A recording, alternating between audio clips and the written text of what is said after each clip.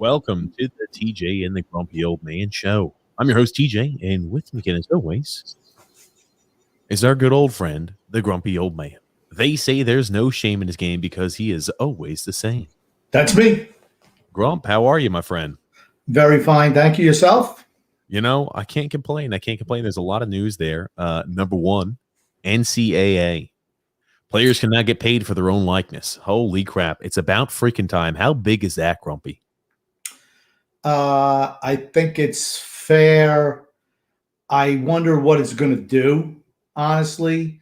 I just think there's a whole lot of things to grasp right now. I don't know what type of effect it has on recruiting or anything like that. But to me, it seems like you're kind of legalizing a whole lot of things that have been illegal before. So whenever there's money involved, I think some nefarious characters are going to come out. I'm gonna let you know something. There's already nefarious characters that are out there, Grumpy Old Man. That being said, before we get started, remember, if you guys like and enjoy the podcast and you want to see more thereof it, make sure you subscribe on YouTube, like on Facebook, or follow there on Twitter. We have our podcast every single Wednesday as well as Sunday evening. And this is a podcast where it's just full of hot takes there, and we talk all things sports. I will tell you this much, ladies and gentlemen. Players have been being paid in the NCAA for years. 4 years. It's not like this is a new thing. Players have been paid in college athletics for years now, all under the table, all in the form of, hey, you hear stories back in the 90s, the early 2000s even, where they'd be like, hey, coach, we had a certain amount of, like, a new Chick-fil-A restaurant opened up or a new McDonald's restaurant opened up. As an initiative, we wanted kids there to come to the restaurants. We'd go ahead and give them free Big Macs. We'd give them free fries, a whole bunch of those, a free Happy Meal, whatever. And they would go ahead and distribute those out through campus. Well, it's just funny that sometimes it just happens a huge allotment gets given there to a head coach of a football team or head coach there of a basketball team, and that gets distributed amongst players. I mean, players have been getting paid even in the form of dollar bills for years and years as well. Yeah. I mean, I always laugh when they call it amateur athletics, and supposedly the powers that be care about the amateurism of the players. They could give two shits about the amateurism of the players. They don't care about the players. They don't care about if they get hurt. They don't care if they go to school. They care nothing. All they care about is that they generate revenue for the university. That's what the whole thing's about. And football is the Mac Daddy of all of them. And that's all they care about is money. And here's just another example. Why didn't they want to do this forever and ever and ever? Because it's potentially going to take money out of their pockets. That's what's going to happen. Yeah. And I'll tell you one thing. We are going to see a time period where there's going to be there's going to have to be some sort of rules and regulations put on the endorsements in some capacity. I think that's coming. As to how long, who the hell knows? You see people making statements of, oh, this is going to make things more fair. Now you're going to see that all players can get paid. And, you won't see as many of those top overall recruiting classes every single year going to Alabama because, they're probably getting paid under the table, hand over fist. I'm not sure it fixes that right away. So you're trying to tell me that somebody's going to go to Piddly Pump University over Alabama because he can get his name in some local, get paid, I don't know what, $1,000 for some local hamburger joint or something. I just, put his picture up on the wall. No, because he makes a lot more money than that under the table, a lot more money than that. I just don't know how it affects recruiting classes, because the end game for all these players is not for the short money. It's for the long money. It's for the money getting to the pros. And here's the thing. You have a better chance of getting the pros going to Alabama than you do going to Piddle Pump U. Here's the thing, too. I'm actually going to argue that not only is that the case, you're going to see more people consolidating and going to these larger super powerhouse schools, too, because number one, they've all been paid. They all already get paid by, whether it's boosters, etc. If you're playing in Alabama, you're much easier to be marketable. than if you go to, as Grumpy says, Piddle Pump University. It's a lot easier to be marketable when you're, the face of a team that's always, at the top of, at the tippity top of the mountain, at the pinnacle of all sports, at the pinnacle of college football. A lot easier to be marketable then than if you say, hey, I'm going to go ahead and take my talents to Purdue, or I'm going to take my talents to Vanderbilt. Okay, and let's think about it, right? You have Johnny Booster or Billy Booster, who's been paying Joe Montedots under the table for all these years, right, at Alabama. And I'll just use an Alabama example because you can use Clemson, you can use Ohio State, or any of the big power schools. That's what all the schools do it, but the big power schools, it's real prevalent, right? The Florida schools, everything, right? So let's say you have Billy Booster, who's been paying Joe Montedots, $50,000 a year under the table. And now, hey, you can work for my car dealership. Put your face on it. Hey, Joe Montedots says buy these cars, and you know what? We'll give you $50,000 above board. So what's to stop that? And here's the thing: what's Piddly Pump you going to give you? Maybe $5,000. Where are you going to go? 5 or 50? It's all about the money. But here's the thing: the NCAA, they're everything in this world when it comes to athletics is about money. Everything. Yeah, I don't disagree. And I think that's a good point, too. I mean, look at it like this. If you're going to make $50,000 there, and again, I like Joe Montedots, that's a pretty nice deal. Just go ahead and slap your face there and go ahead and say, what was it with Brian Braum back in the day where he was, working for the car dealership but never showed up there in Oklahoma. But here's the thing, too. Now all these businesses, they could use this as a write-off there. This is, these are for tax purposes. Anything that they may have been paying players, these boosters were paying players underneath the table. Well, hell, now I get to go ahead and use that as tax deductible. Right. Advertising expense, right? That's a write-off, isn't it, for a business? Yeah. Yeah. So now it's not coming out of their pocket. Now it's becoming tax deductible, and you're still able to wield big influence at the school of your choice. Yeah.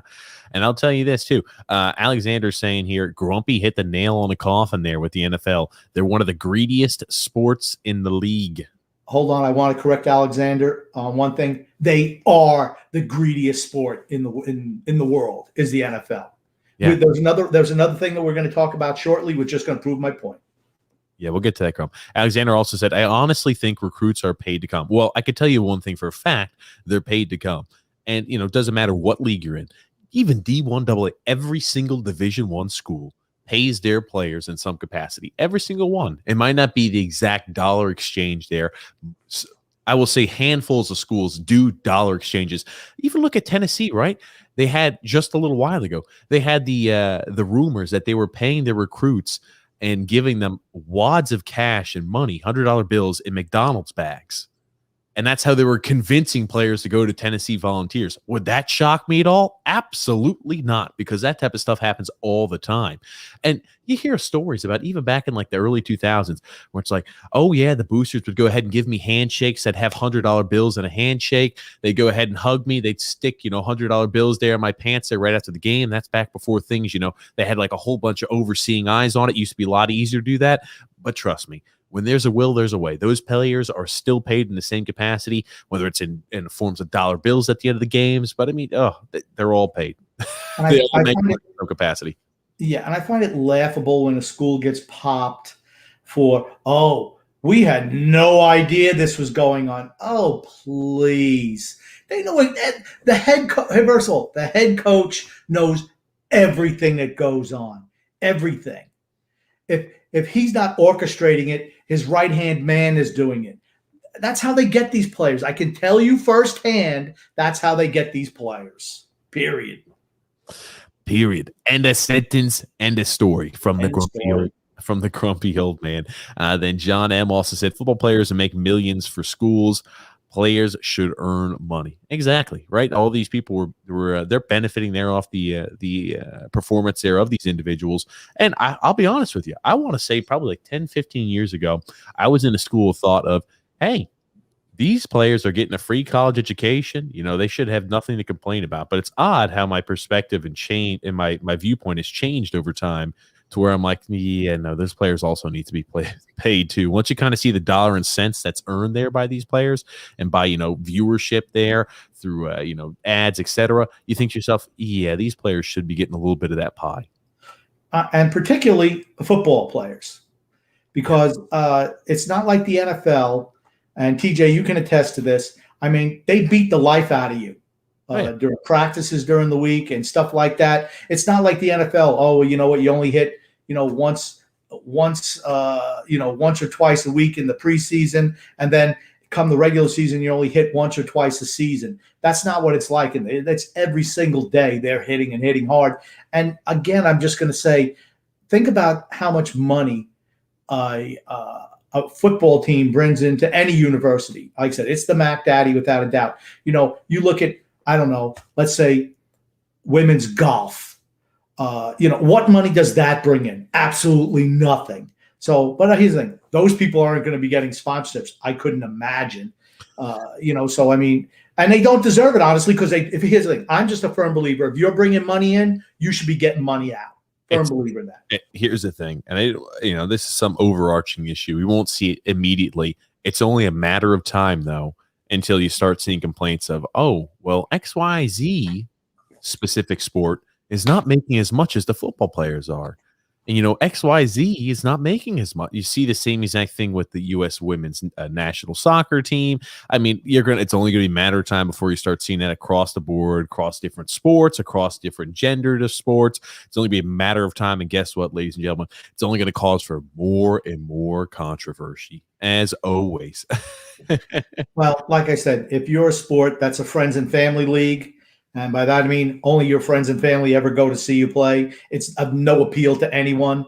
And I'm going to throw in women's basketball in there too. That's a friends and family league. They don't deserve the money that the sports that bring the money in, like football or men's college basketball. Those are the only two, really. Yeah. Yeah, and I'll tell you this much again. It's effective immediate. So they made the announcement today. As of tomorrow, college athletes will have this temporary time period where they could start making money there through their own likeness. Here is my question. How long before you think we see – I got two questions for you. Who is the first athlete we will see cash in on this, college athlete cash in on this, and who will be the first company to go ahead, or first company, conglomerate, whatever you want to throw out there, to go ahead and sponsor one of these players to go ahead and slap their image and likeness on something? I have no idea. I have honestly – I have no idea. I have no idea. But I'm going to tell you one thing. You want to know why the NCAA agreed to this? They knew they were going to lose in court. So they figured they'd be preemptive. Well, maybe we can kind of grease the skids a little bit, not have to lose as much money as possible. Whereas if it went through the courts, they might actually got killed. Because just think about how many of these athletes, and I'm not talking about, the athletes who are not going to be professionals. I'm talking about the big time athletes, like the number one picks in the country, stuff like that. How many of those people really go to college to go to school? Or are they just using it to catapult them to a professional team? And to me, they don't want to lose those guys, but I don't think, honestly, maybe we don't need the college system anymore to produce for the NFL and the NBA. Maybe they should just have another league, a younger league, when they come out of high school to play if they have no interest in going to college. I know that's radical thinking, and the NCAA would not want that. Okay, yeah, I'm not a big fan of that either. Here's the thing. I think they settled out of court for a few different reasons, and they came up with this. They want to try to prevent them from going ahead and they should definitely still launch a lawsuit for lost wages for all these individuals that weren't able to make, money off of their likeness for years and years in the past there. But, they're not going to win anything like that, I'm sure. But that's unfortunate. Here's another thing too, right? I mean, to answer my question, Grump, because I know you didn't answer. You just kind of went off on a tangent somewhere else. I'm making a prediction. Spencer Rattler there of Oklahoma is the first person there to come out there with some sort of deal or some sort of his name being slapped on something in some capacity. Okay, that's fine. That is my bold prediction, Grumpy. Okay. That being said, though, again, as of tomorrow, that's the first time we're going to be able to see something like that. How long before you think something like this is immediately going to happen? Do you think it's going to be like, hey, within a week, or do you think it's going to be a few months until, we start seeing these advertisements, or we start seeing these college athletes starting to make money off their own likeness? It'll probably be during college football season. Unless you're having like Joe's Barbecue Shack, you're not going to see any offensive or defensive linemen making any of that money. I'll tell you that much. No, we are not. Here's another thing too. This is actually not terrible for the NCAA, because look at it like this. Now you have more of an argument, and for the actual colleges too, you have more of an argument to keep an athlete there at the school than if before. I mean, like if a guy's thinking of himself as a college athlete, oh man, I'm kind of a tweener, or maybe sitting about, a third round pick or maybe a fourth round pick. That's where, projections are coming out. And, I could go ahead and leave and get paid because I know I'm going to be drafted. I'm going to have a nice signing bonus. I'm going to get a contract, or I could stay here and, not get paid. Mom's health is not doing well. XYZ's happening. Here's the thing. Right. If you can go ahead and convince them, now you can go ahead and get some sort of additional revenue through your own player likeness. It might be extra incentive to keep a player there a little longer, to hone in his skills there in college. Well, we'll see. I don't know. I mean, the lure of the big money is what's most important. Like I said, $10,000 or $15,000 certainly doesn't outweigh multi-millions. That much I'll say. Yeah. No. Now, I could have answered your question if you said before last year, about who maybe would have been somebody to make that money. Maybe Trevor Lawrence, the kid from Clemson, he probably would have been the one to make money. I mean, but here's the thing: he made a boatload of money at Clemson anyway. Yeah, I was about to say it's always. I mean, he was the most iconic player out there. I mean, like if I'm thinking, who is going to be, advertised out there, it's usually going to be quarterbacks. Lawrence was obviously the most notable one there. And if I'm thinking, notable quarterbacks, people might know their names or know their faces. Maybe Sam Howell out of Chapel Hill, Spencer Rattler there out of Oklahoma. Those are just a few that immediately come to the top of my head when I'm thinking about, the easiest advertisable individuals. Or how about, some fast wide receiver doing like for Speedy Oil Change, something like that. I could see that, something like that. And have his little number. Hey, look, it's me, whatever. Super fast guy for Speedy Oil Change. Super fast guy for Speedy. We're not just fast on the field. We're fast getting your car out. Yeah. Good for them. I don't think there's anything wrong with them making money on that. I really don't. But of course, now it's going to take away time from schooling. Isn't that what's most important? Isn't that what they've been saying for years and years and years? Why we couldn't have more than a couple of playoff games? Because, the schooling is more important for these athletes. I tell you again, the NCAA could care less about any of those kids. They don't care about kid one. It's only about the green. That's all they care about. That's why I just hate hypocrisy, and that's what they are. Yeah, absolutely there. And then John M. also saying there, coaches getting paid millions for buyouts when they're fired. Let the kids earn some money. Yeah, I have no problem with it. Alexander also saying, look at the USC situation with Pete Carroll and Reggie Bush. Prime example. Yeah, they just happen to get caught. That's all. They all do it. But here's the thing, because Reggie Bush's parents were dumb. That was the biggest issue. They were stupid, and they started bap, bap, bap, bap, bap, bap, bap, bap, and that's what got them popped when they got the house. I mean, it was just dumb. It's just dumb. If you're smart, but okay, they're football players. They're borderline stupid, all of them anyway. What do you expect? Oh. DJ, you were a football player, weren't you? Oh, goodness. Grumpy. Oh, man. That was low-hanging fruit right there. Nike. I think Nike will be the first company. Very possible. Very possible. I could see something like that. Oh, Joe M. also saying there, Auburn, Bo Nix, the first to get money. His name is John M. That's what John. Oh, John. My mistake. John M. They're saying Bo Nix, the first to get money, perhaps. I don't know if he has national appeal. He's certainly popular down south. Yeah, in that Alabama area for certain. John is also saying their players are destroying their bodies for the schools. They couldn't afford to go to a restaurant while bringing in millions for the school. They believe me, they got more than enough money to eat. I'm just going to tell you for a fact, they have more than enough food and more than enough money. I'm just going to flat out tell you that as a fact. Yeah, well, if you look at they make sure they take care of their athletes, and again, they've always been getting paid for long term. I'm just happy that it's no longer going to be underneath the table, so everything's going to be transparent. I did always think that was funny. Some people live in this veil of disbelief that when you tell them, "Oh yeah, players already get paid," they're like, "Oh no, they don't. Only the ones that get caught are getting paid." And I'm like, "Yeah, no. Yeah, Every single person you're hearing that's getting caught, that is only that's just like scratching the surface. That's only the tip of the iceberg of who actually gets paid." And they just keep it hushed up. That's why you never hear one school saying, "Oh, hey," or you never hear Auburn saying, "Well, Alabama's doing this," because guess what? Auburn did the same thing when Cam Newton was there.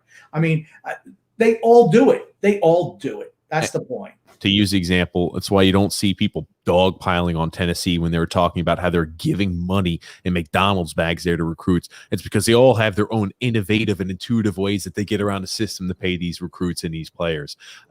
So yeah, that has a little more to do about it. Here's another thing too. I've always wondered, when these players originally commit, and I wouldn't be shocked if they get paid immediately after they commit. What happens if they decommit and commit to a new school? I wonder, like obviously you can't do anything if you're, if you were the coach at that time period and you pay him under the table, or you just kind of be like, God damn it, that kid we already gave, XYZ amount of money to, you go ahead and leave the school. He's not even going to come here in a role. And they don't get the money back. I mean, and here's the thing. This has been going on forever. It's the NCAA's dirty little secret they don't want to tell you. See, now here's what you're going to see.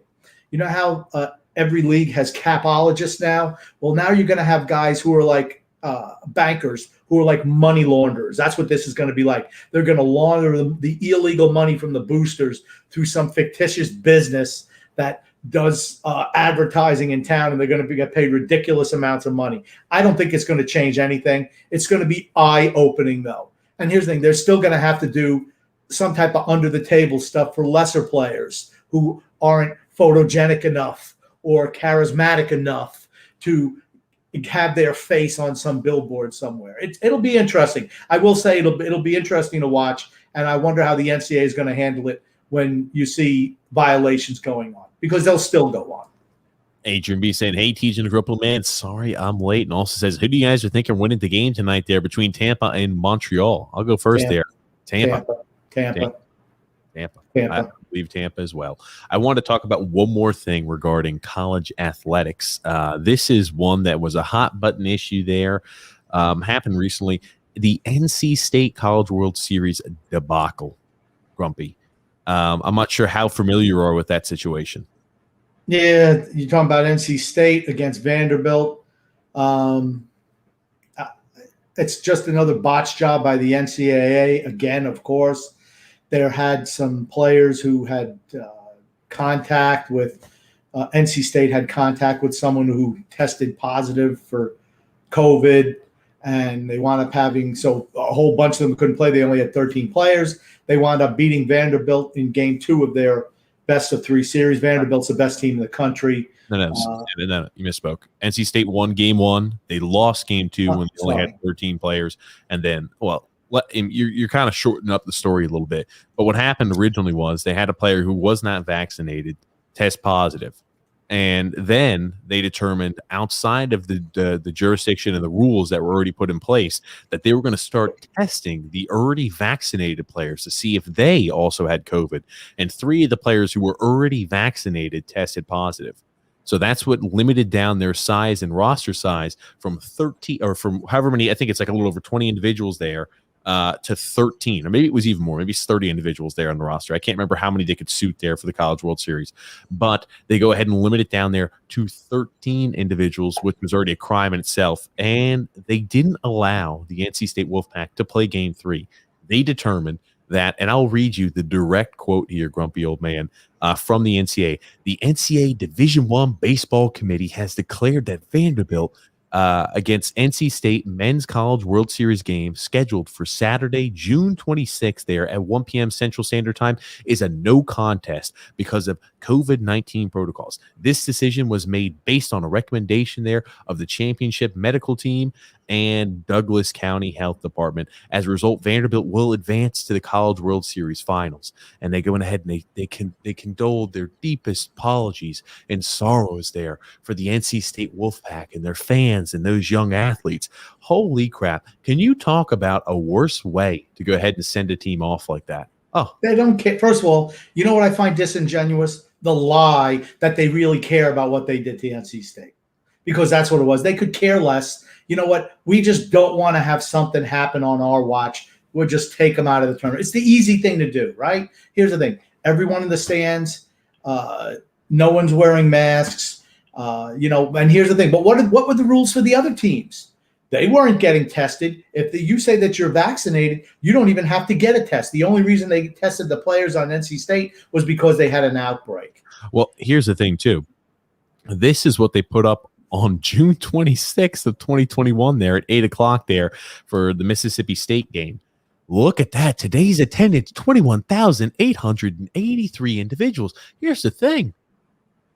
What was the point then of not allowing NC State to play when you're jam-packing a stadium full of individuals, vaccinated and not vaccinated, to go ahead and watch these games? Now, are you trying to tell me that their lives and their safety doesn't matter for you too? Where you could just jam-pack them all together? I mean, were you testing everybody as they walked into the stadium? Were you going ahead and give them rapid tests, every single one of them? The answer to that question is no. So it's just the hypocrisy and the blatant disingenuousness, I don't even know if that's a word, but I'm going with it, that the NCAA has there on all levels is comical.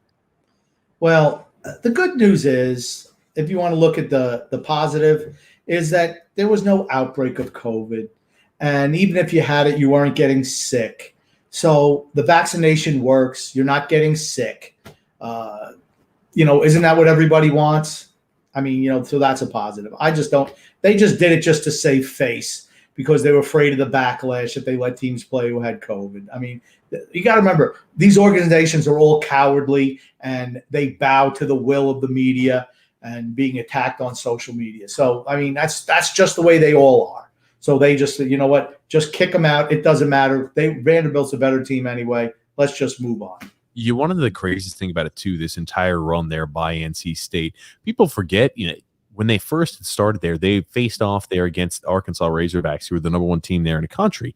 And they got beat, I think, in game one by the Arkansas Razorbacks, like 21-2 or some astronomical number like that. I don't remember exactly what the end score was, but it was an absolute shellacking. And again, after that time period, after that hideous loss, they came back and they were grouped and got all the way to the semifinals, only to have their season cut short by the NCAA.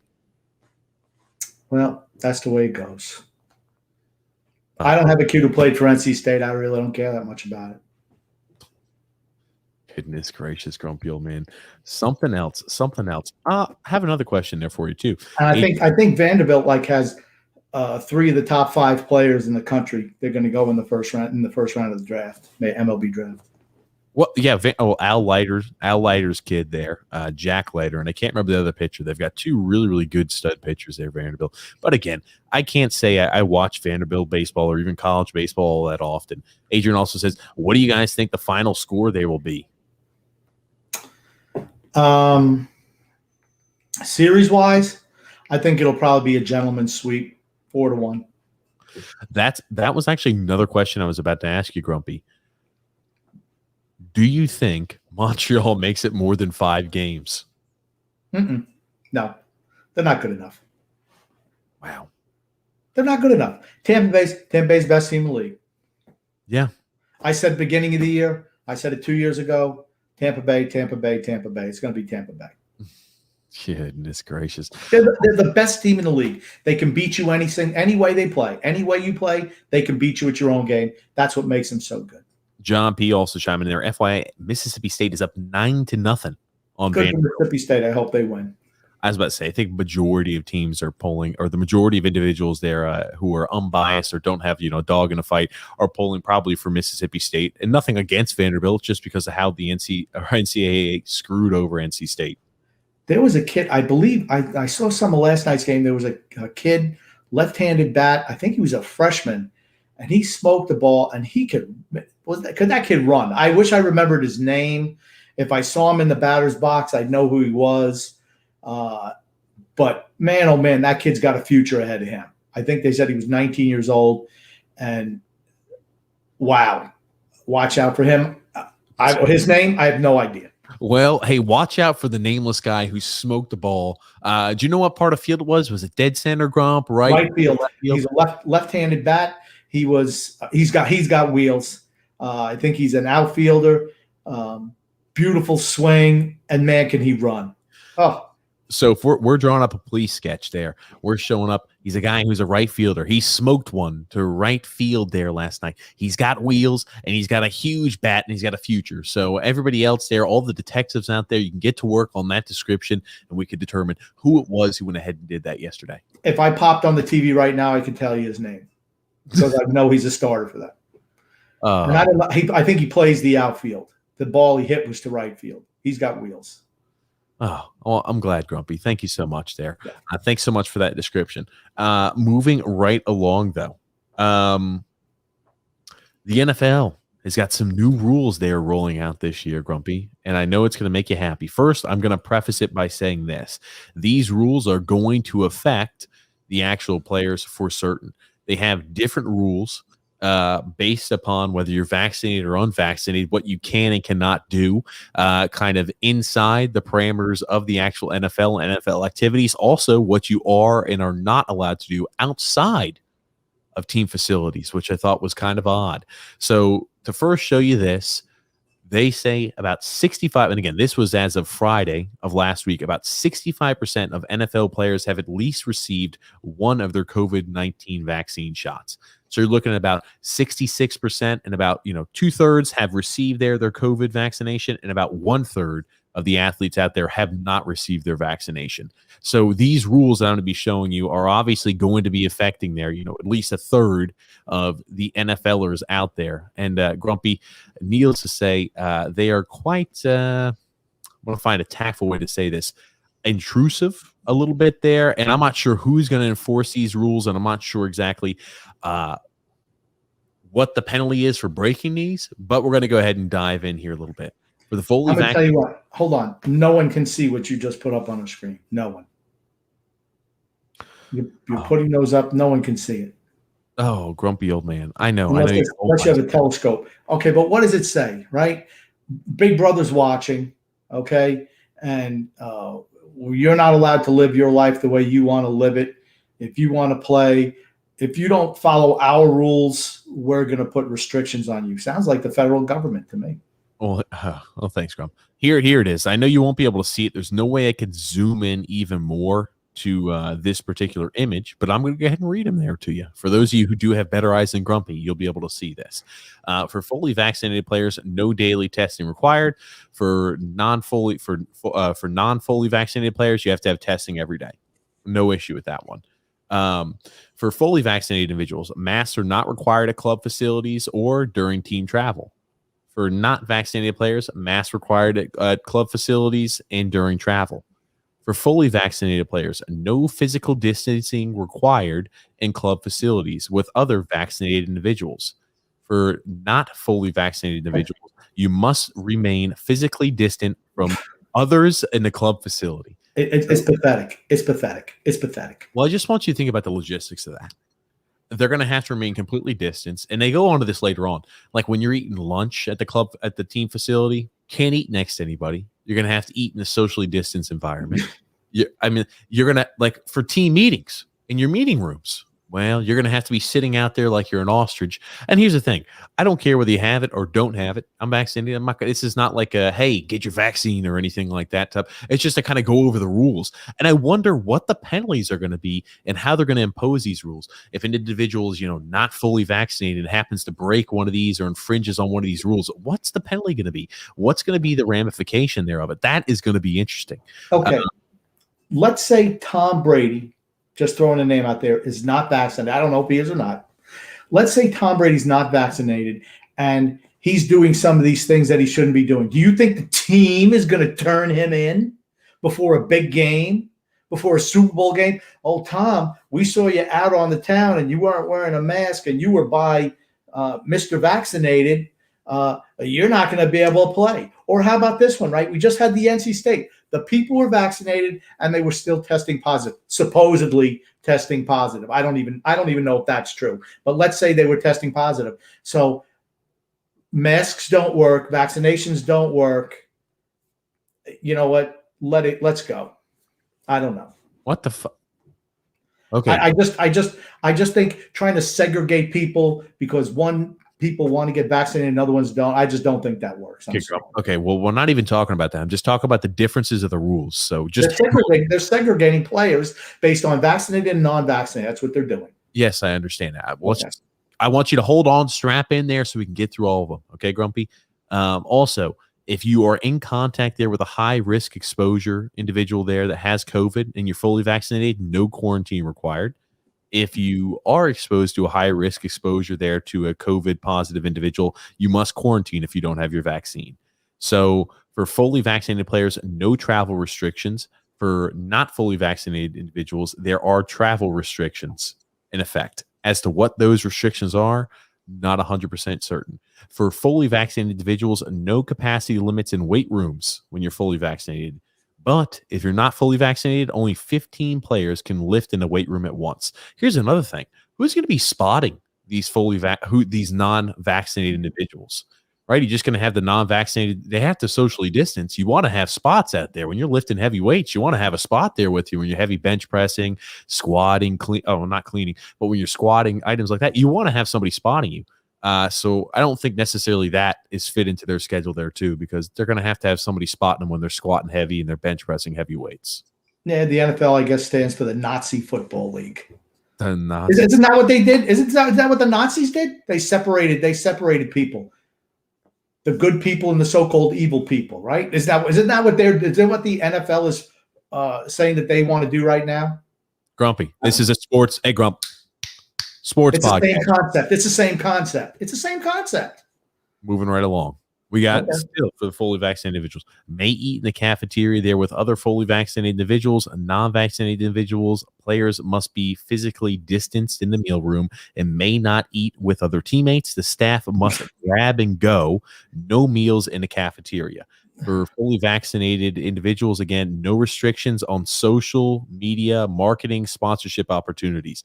And then also for non-fully vaccinated individuals, again, no social media, marketing, sponsorships, activities permitted.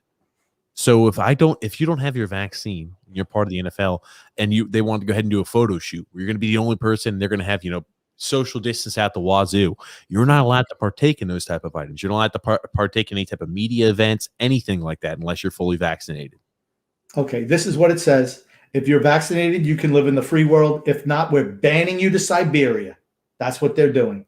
In fully vaccinated individuals, get vaccinated, or we're going to send you up to the gulag.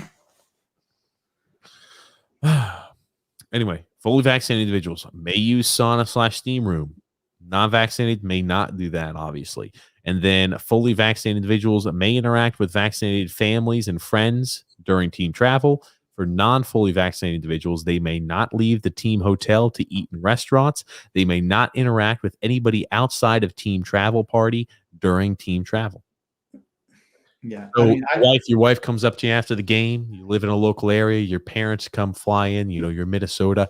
You're not vaccinated. You can't go ahead and see them at the end of the game. So definitely, it's looks a little harsh, these rules, to say the least. And here's the thing. I get it. You want to go ahead and protect these players. Are they also going to be putting in? Okay, they don't care about the players. They do not care about the players. Stop saying that they don't care about the players. They care about how they look. It's all about the look. The NFL's all about the look and the money. Yes, we bow to the people who say, oh, everyone has to be vaccinated. I'm vaccinated. But you know what? If some people don't want to get vaccinated, they shouldn't have to. And you shouldn't punish them for not getting vaccinated. There's something wrong about that. I'm sorry. I mean, but to say that they care about the players, they could give two shits about the players. They could not care less about the players. All they care about is the money.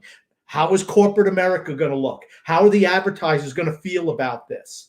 That's all they care about. It's nothing more than that. Because I'm going to tell you again, They're not going to rat out one of their big stars if they think it can get them to a championship game and make them more money. They don't care about any of that stuff. I just think it's disingenuous to think that the NFL actually cares about its players, because they don't.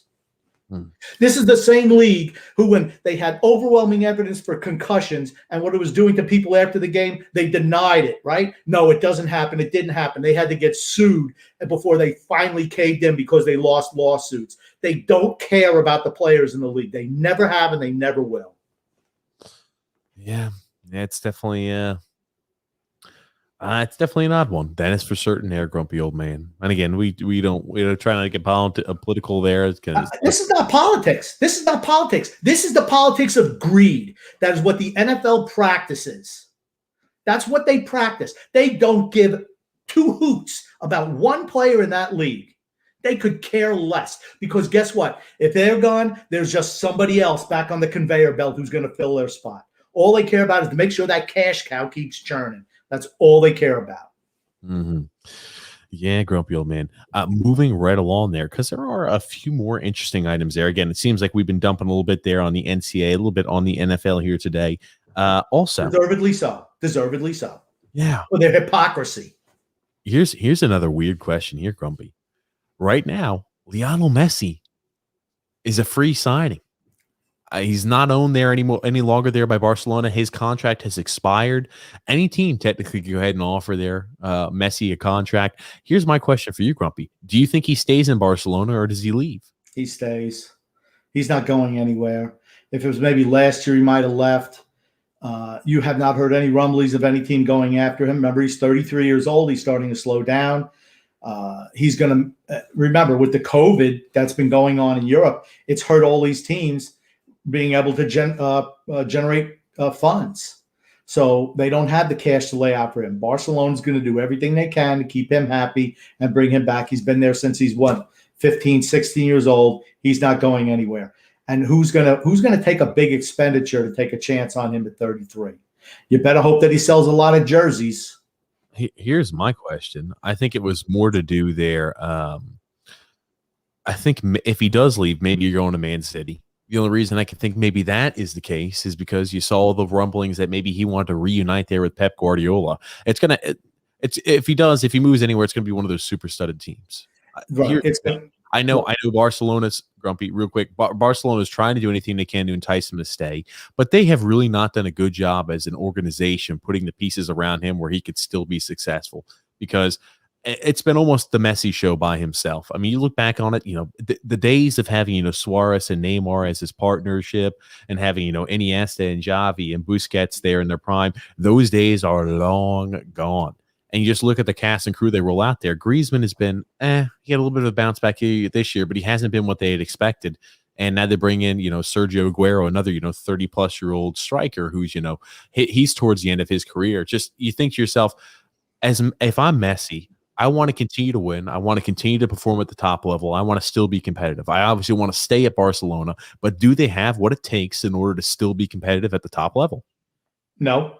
Because you just said it, right? They're signing 33-year-old Sergio Aguero, right? Kun Aguero. They're signing Griezmann, who's never fit in there. They're trying to chase with an older team now. They have some younger players that they bring up, but they have not incorporated them into the offense. Barcelona's going to have the same problem that Real Madrid had a couple of years ago when Cristiano Ronaldo left. When you lose a player of that magnitude, and you're talking about a top 4, top 5 player in the history of the game, just like Real Madrid with Cristiano Ronaldo, you lose somebody of that magnitude, you're going to take a step back. Lionel Messi is the only reason that Barcelona, they came in 3rd this year in La Liga, and they were an afterthought in Champions League because their team just isn't good anymore. And to try to backfill with older guys, like I said again, you got guys in a sport like that who are in their 30s, with the rare exception of a couple. Messi is one, Ronaldo's another one. They just can't do it once they get into their 30s. You just run out of gas. You get injured more. You're just not as productive. And I think trying to chase that for another title is a mistake on Barcelona's part. Well, you only get generational talents like a Messi every once in a while, so I don't blame them for still trying to go ahead and plug away. I mean, here's the thing, right? Aguero was a free signing, so they didn't have to give anything up for him. But they have to do something in the transfer window if they want to continue to have any type of chance there with them. And here's the thing: if I'm Messi, show me that you still want me to stay. Show me. And again, remember last year, everything was all but signed on a dotted line that he was going to Man City to join up Pep Guardiola, and they had like an emergency meeting there with him, Barcelona staff, and he winds up staying. It just makes you think, okay, how close was he actually to leaving, and does he have the same sentiment feeling this year too? Yeah, I remember that last year he was unhappy with the direction of the team. But international European soccer, and they go through this all the time. That's true free agency. If you think free agency in American sports is free agency, it's really not, because you can have a contract that has 5 years on it. If you're unhappy enough there, they're going to let you go. They'll sell you to somebody else. That's just the way it is. If you're really unhappy at a team, you're gone. They won't keep you. And that was the case with Messi. But I think his heart is in Barcelona. He wants to stay in Barcelona, so I don't think he's going anywhere. I just don't. Grumpy old man. Moving right along there, though. D-Cut there saying Tampa is up 1-0. They'll do whatever. They might say, you know what, we got a 1-0 lead. Montreal's no threat to score. We'll just skate around like they did against the Islanders. We'll just control the puck, clog up the neutral zone. We got a 1-0 lead. Game's over. Series over. John Cooper, two-time Stanley Cup winning. Stop. I just want to say one thing. John Cooper, two-time Stanley Cup winning coach. I just want to make sure you knew that. Thanks, Grump. I will tell you this much. Again, you're wrong with that assumption. I was going to interrupt you before you kept going on and on and on. But Tampa Bay Lightning were rolling on a power play unit yesterday or 2 days ago on Monday night there when they were up 3 goals that had 5 forwards on it. So I don't think they're taking their foot off the gas. They're saying, "Oh, okay, we'll just go ahead and let you go ahead and score. We'll play back on defense." They went ahead and rolled out a power play with 5 different forwards, no defense. You want to know why they did that? Because they hadn't scored a power play goal, and then everyone keeps on talking about how Montreal doesn't give up any power play goals in 35 attempts. So what do? We're going to roll out 5 forwards, and guess what? We're going to score in the last minute to make it 5-1. There you go. There you go, Montreal. There's your big accomplishment. Let's just cut that right out the beginning. We're going to cut your legs right out from underneath you, Montreal. Have fun. Have fun going back over the border. You're done. Oh, good, Grumpy. Okay. Thanks, Grump. That being said, there one more issue as well that's causing some controversy there in sports. Chauncey Billups coming up there, recently hired there as the Portland Trailblazers. The Portland Trailblazers' new head coach. And again, Chauncey Billups there, great professional basketball players. Feels like years and years ago with how quickly the turnover is there. And his allegations there in 1997, where he had an incident where he settled out of court with, where he was, I believe it was for sexual assault there with him. Or, I'm sorry, the allegations were there for rape allegations. And he was there with another individual there, and they had rape allegations brought up against him. The civil lawsuit was settled out of court there. And now he was recently hired there, and you're seeing a lot of news around this incident that happened back in 1997 again.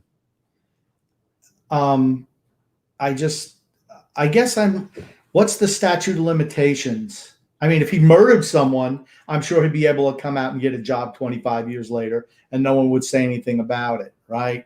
I guess it's just the times we live in. I have no idea what happened 25 years ago, but whatever, it did go to a civil suit. It did not go to court. There was no criminal case, and they paid off the plaintiff, and they've moved on. I mean, I'm sure he's a different person now than he was 25 years ago. I know I'm a different person now than I was 25 years ago. But are you trying to say that he should not be entitled to get a job because of something that happened 25 years ago that he's paid for already? Here's the thing too. I think this portion is telling because we might quibble a little bit here and there with some of the verbiage you used there, Grumpy. But he said we commissioned our own independent investigation there of the incident in question in 1997, and Oshley there said there the findings were that in the investigation corroborated Chauncey's recollection of the event that nothing non-consensual happened. So again, from their understanding and their standpoint, nothing non-consensual happened. It was consensual there between adults, whatever. I do find it they're odd when you see comments like that. It means either one or two things. It means that you don't trust the investigation that was launched there by the Trailblazers, or you just don't think. I don't even know what it means, Grumpy Old Man. I'd like to think that, hey, their investigation was thorough, especially with how things are done here currently in today's age. You'd like to think that, they did their due diligence on that side and made sure they vet, that coach before the hire. Okay. Was he charged with a crime back in 1997? I don't know. Was he? I think that would have come up, right? I guess not, because all it was a civil suit, and they filed. They gave the lady received money. So, I mean, is she talking about this? Did she bring this up, or is it somebody else? It's probably somebody else. Probably those individuals. It's probably those Twitter warriors. Is what all I'm just saying is it's something that happened 25 years ago, and he was never put in jail. I don't remember him going to trial for anything like this. And so a man should not be entitled to get an NBA head coaching job because of something maybe happened 25 years ago. I just don't believe in that. I'm sorry. Here's the thing. If you could say, yes, it definitively happened, he said, yes, it has happened, that's a different story. But here it is, you settle out of court. And a lot of times, just because you settle out of court doesn't mean it happened. Some people do that because, I don't want to be bothered with it. I have no idea whether this did or didn't happen, just like everybody out there has no idea whether this did or didn't happen. I'm going to let you know something. People are going to be saying, oh, either we completely agree with you, TJ and Grumpy, or, oh, no, I can't believe you're saying something like that. Here's the thing. Just like myself and just like Grumpy, nobody has even thought an iota of this type of thought of the 1997 incident until recently, until he got hired today. There was not, even when he was playing basketball still, there weren't people saying, oh yeah, I can't believe they got a guy in the NBA who was, claimed that he did XYZ, had, a civil suit like that. So it's definitely an odd one. Here's the thing. He's worked for ESPN. He was never proven they're guilty. I mean, they said it didn't happen. That's all I can go based off of. He's worked for ESPN. He's worked, he's worked with the league. I mean, I'm just baffled why this is an issue. I mean, I don't know. Here's the thing. I hope Portland doesn't cave and take the job away from a man who, from everything that I've never heard one bad thing about him in years and years.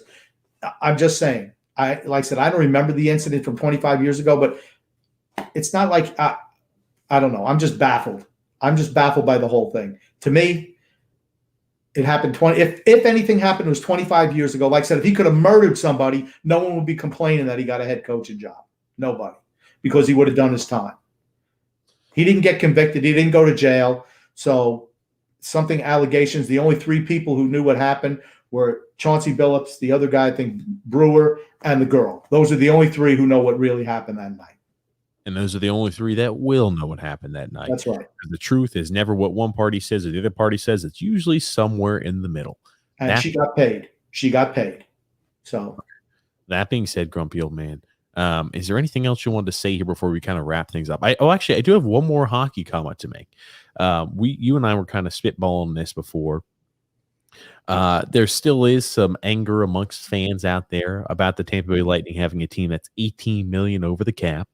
Grumpy Old Man. And I asked you the question, do you think that ever will be rectified where that never happens again? Or, there's going to be a time period where you won't have these teams that are going to be substantially over the cap. And I've got a few ideas, Grumpy. You think that it's going to be the same exact way it is now and it will never change? It's not going to change till the next CBA. That much I can tell you. It was agreed on by the players and the league and the owners. So that's not changing. Sorry. I hate to tell you. And I could care less. Honestly, if you think that the NHL or any big sport wants their best players not to play in championship rounds and in the playoffs because of some salary cap thing, you're crazy. You're crazy. Here's the thing. I think they should go ahead and have it there in the future to where they, just like any offseason, you have a 10% overage you're allotted. So, for example, if the cap's at 82 million, you could be 8.2 million over the cap. I think that's fine. I have no problem with teams being over the cap. I think, and again, I have no problem with what Tampa did because it's within the confines of the rules. I'm just saying going forward, and again, I don't think they'll ever do it because, we broke it down well there yesterday, Grump, when I was talking to you off air. What party would ever vie for an option like this? The players wouldn't, because the players want to compete there for, a Stanley Cup. That would hinder possibly a team where they could go ahead and travel to. And again, this is not an item that happens all that often, which is why, it's not more common in the CBA negotiations. And teams wouldn't want to go ahead and do this because, if it allows them to go ahead and stack their team up, why would they stop? So I don't think either party really cares all that much about it. All it does is, make the fans a little pissed off. Here's the reason why the NHL is doing that, because their cap is a hard cap where all the other teams in every other sport, well, baseball doesn't even have a cap, but in the NBA and the NFL, they're just a cap in name only. There's ways to circumvent it. Well, that's not the case in the NHL. It's, $81.5 million, and it's a flat cap for the next 2 years also. And you know what? That was written into the CBA. If a guy comes back, if you miss the last 15 games of the year, he can come off your cap and you can add him come playoff time. Most teams are not capable of having their better players sit out that length of time and still make the playoffs. I think it's sour grapes from anyone who says that, that shouldn't be allowed. You know what? That's in the CBA. So if it's allowed, it's allowed. The players signed it. The owner signed it. It is what it is. I'm sorry. It just is what it is. It's crying about something that was negotiated at the bargaining table for is not something worth crying about. I'm sorry. Grumpy old man. Anything else you want to say before we wrap things up here today? I just want to say love and laughter to everyone who listens and even those who don't, from TJ and the Grumpy Old Man. Well, thank you so much, guys, for tuning in. Again, remember, the best way to support us there is by subscribing there on YouTube and then liking and following us there on Facebook and Twitter. Again, our next time where we're going to be going live is going to be Sunday. We're in the off season there for the NHL. We'll be going live there Wednesdays and Sundays. And that's what we'll be doing here going forward. So thank you so much, everybody who tuned in there. And thank you again, Grumpy Old Man. My pleasure.